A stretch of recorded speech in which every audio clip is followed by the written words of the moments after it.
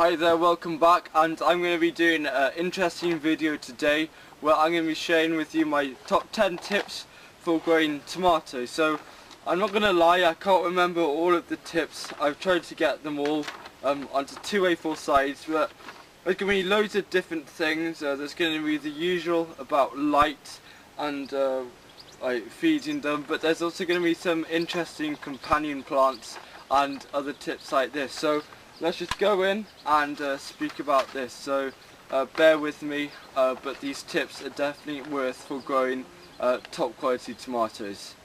Okay, so the first tip I'm going to tell you is once your tomato plant is about 3 foot tall, you always want to try and get rid of the first set, at least the first set of leaves, because these are the oldest leaves and they're more prone to disease, and these are getting blight. So as soon as your tomato plant reaches that size, 3 feet, you want to remove this and stick this, I wouldn't stick this on the compost pile because there's blight, but if you do it a bit earlier, do stick it on the compost. But if it does have blight, what I would definitely do is burn it. So that's the first thing you're going to do.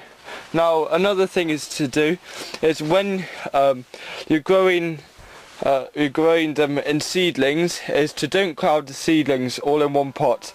You want to transplant them into their own pot once they get their own true leaves, so they can be able to grow strongly and have space to branch out, and that's really important. And then once you do get to actually planting your tomatoes, you want to bury your tomato plants deeper than they were in the pot, because tomatoes, all through the stem, they will give out roots. So you want to bury them to the first set of leaves, and don't worry, this won't create rot. They'll just put more roots, and more roots equals more fruit, and it's also going to make the tomato plant a healthier and stronger thing. Tomatoes, they really like a lot of light, so you need to find a light place with at least 10 hours of natural sunlight a day for the best results. Now lots of people are saying 14 to 16 hours, yes, that is good, but then they're saying you need fake lighting, and that's just a waste of energy. You need to sort of, when organic gardening, you need to take advantage of what you have and try and be as self-sufficient as possible. So put them in a nice space, allowing good airflow for air to circulate to allow the stems to breathe, and you will be able to do companion planting with them, but just make sure that there's enough air for the fruit to stop the build-up of fungus. Now suckers, I've done a whole video on them, and basically lots of people say that they don't bear fruit, which is true. I haven't found them to bear fruit, but lots of people say they do. So obviously everyone has a different opinion, and whatever your opinion is, you can go along with it, but mine is tomato suckers are just a waste of space.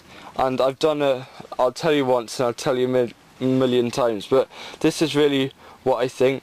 And you don't want, especially when you have tomatoes growing now, you want all the energy into actually making these ripe and carrying on with the flowers.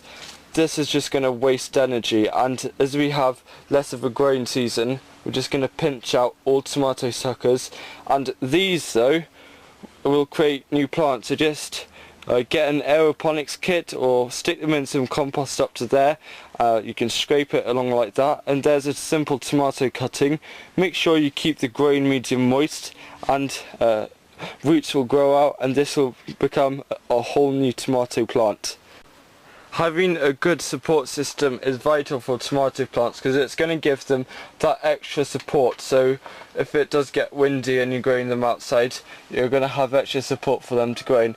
Now you can use all sorts of things, either grow them up a trellis, because tomato plants are a vine. You can also stake them in. Now if you do choose to stake them, I would do it as soon as you transplant the seedlings into the ground, so that's going to avoid damaging the roots. Now my favourite method, and it's the one that my dad uses all the time, is to use some string and then you thread it through. It's like weaving it through the plant like this, and carry on weaving it through so it's holding it.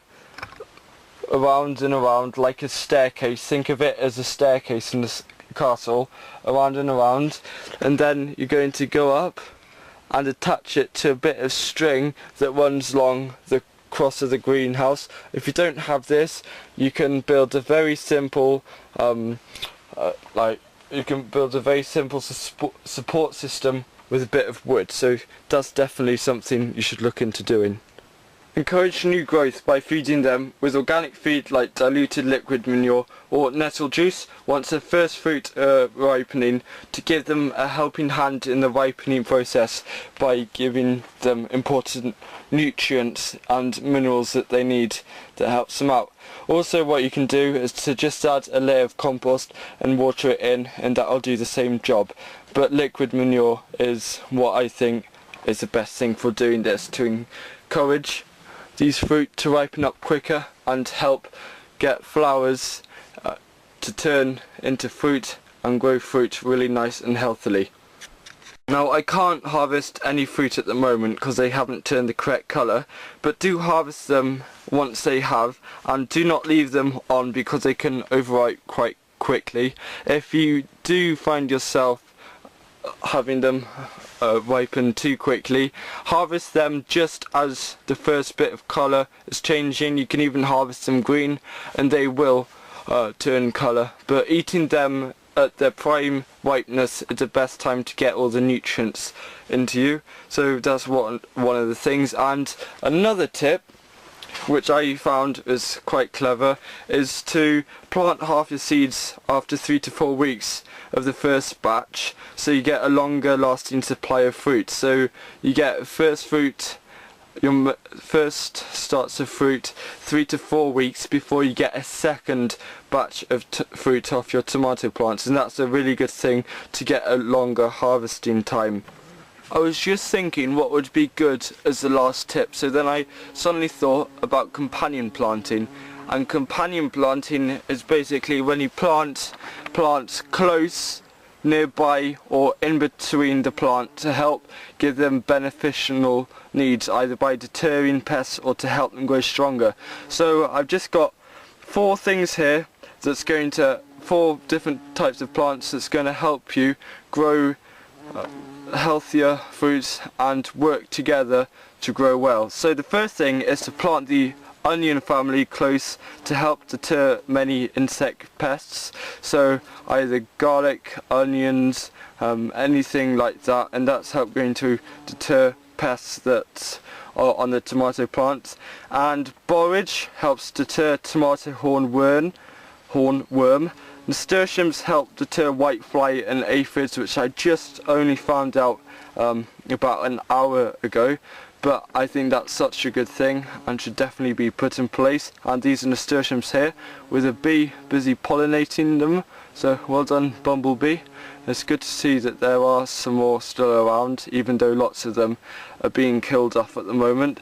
And finally, growing basil and tomatoes together helps increase the flavour of both crops, which is very interesting. So I hope you enjoyed this top 10 video, and I don't think it's been too long, but I am going away on holiday, so I will be scheduling some videos very soon, and so that's maybe why I won't be replying to them.